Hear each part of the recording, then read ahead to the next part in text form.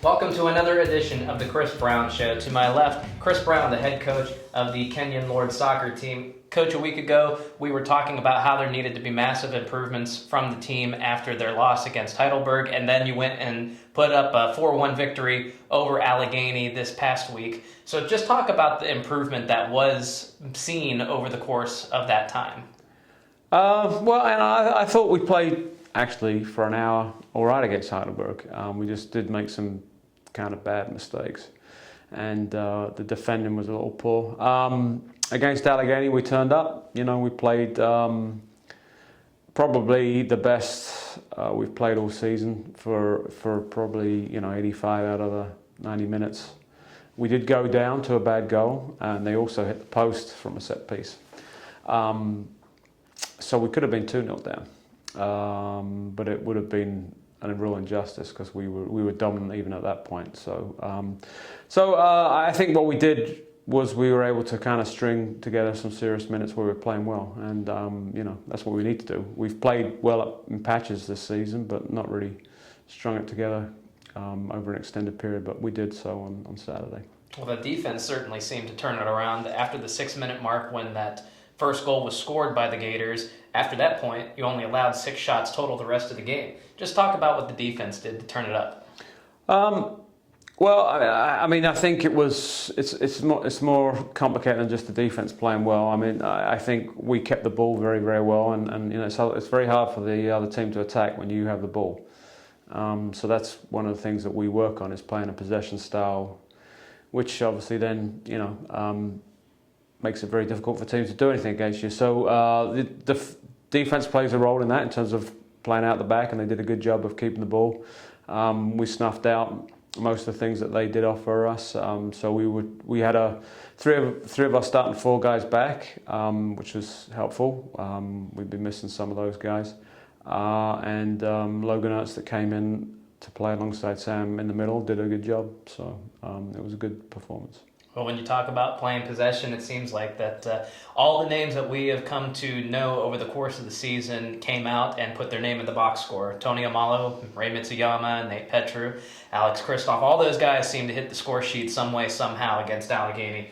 Just talk about how all these guys are gelling together as a team and putting up big offensive numbers. Well, we've got a number of threats going forward. With Tony and Jordan starting, they're both scoring lots of goals, and they're both very good, and they're starting to gel in terms of playing with each other, which takes some time, so it's good for freshmen to do that.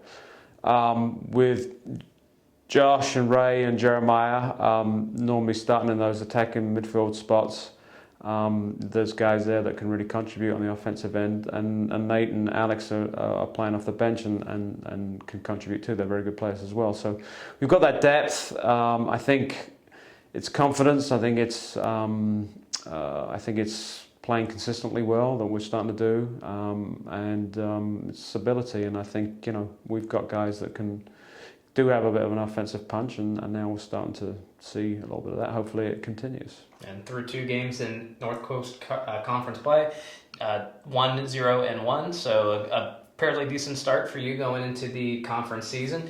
Before we get into next week's opponents, though, we want to go into our off-topic topic, which has been a chuckler of sorts throughout the course of the week. Know that Halloween isn't exactly your thing, as you said that it wasn't exactly something you grew up with. However, since coming over and you mentioned that your daughter was getting into the Halloween spirit, we want to ask you, what is the craziest costume, the most interesting, mortifying costume that you've seen around Halloween time? I don't really have a whole lot of experience. I just ordered a Spider-Man costume for my youngest daughter, that she's looking forward to wearing to school with. So, that's about all I can contribute as far as Halloween goes. Well, I like the candy though. I do like. That's my favourite part of Halloween is the candy. So big fan of that. Let's go with that one then. When your daughter goes out trick-or-treating, what are you going to raid out of her Halloween trick-or-treat bag? We won't tell her, but... Lots of things. I like dots, 3 Musketeers. Anything without nuts in it, or coconut, I'm happy with. Well, make sure that you take her to a good neighborhood that is going to be exactly. get you the best candy possible. Yeah, no kidding. Back out on the pitch, it's going to be another tall task for you guys. You take on the College of Wooster at Carldale Field this upcoming Saturday. So far, they've been struggling to score. They stand at 0-2 in conference play. Just when you look at them, what do you see as far as the scouting report goes?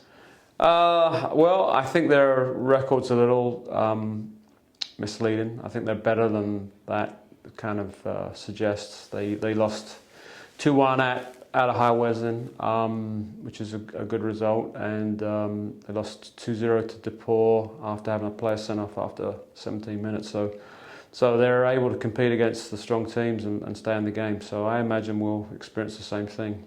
The biggest thing is, I mean, if we possess the ball well and we score early, then I think that's going to pose them some problems because, as you suggested, I'm not sure they're going to score a lot of goals. And then after that, you bring it back home and you will host rival Denison University on October 16th.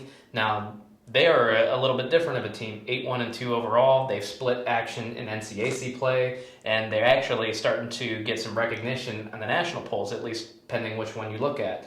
They defeated Heidelberg 2-0, but also lost to Allegheny, two teams that you have experience playing this season. So what team are we to expect when we play Denison?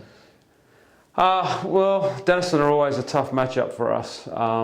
They play a slightly different style of soccer. They've got some big boys. They simplify things, if I put it that way. There's not a ton of soccer being played, and so that doesn't really match up with us when we're trying to kind of get it down and move the ball. So they're kind of like the complete opposite of us. So it makes it tough. So it's going to be a difficult game. It's midweek at home, which is always a bit of a lottery as to what Kenyon team turns up after coming down the hill from classes. So that's always a worry. So that's going to be a tough game. Well, you mentioned the keys to victory against Worcester, against Denison. Considering the different style that they play, what do you feel is going to give your team the best chance at victory? Against Denison, I mean, we have to stop them doing what they do well, which is playing from back to front quickly. We have to negate their more physical forwards and that kind of stuff. And if we can possess the ball well against them and they make it tough, they hustle and they make it physical. If we can keep the ball, so they can't do much, then that's obviously going to make it a lot easier for us. So our ball possession, our movement, our ability to score early, again, going to be very important in that game. So two big North Coast Athletic Conference games coming up for the Lords. The first one coming this Saturday, October 12th. That is at Worcester, beginning at 4 p.m. And then you can see your Lords in action next Wednesday, October 16th, when they play rival Denison University. That's a 4:15 p.m. kickoff. For Chris Brown, the head coach of the Lords soccer team, I'm Ryan Gasser. Coach, best wishes of luck to you and the Lords. And be sure to join us every Thursday for the Chris Brown Show here on the Kenyon Sports Connection.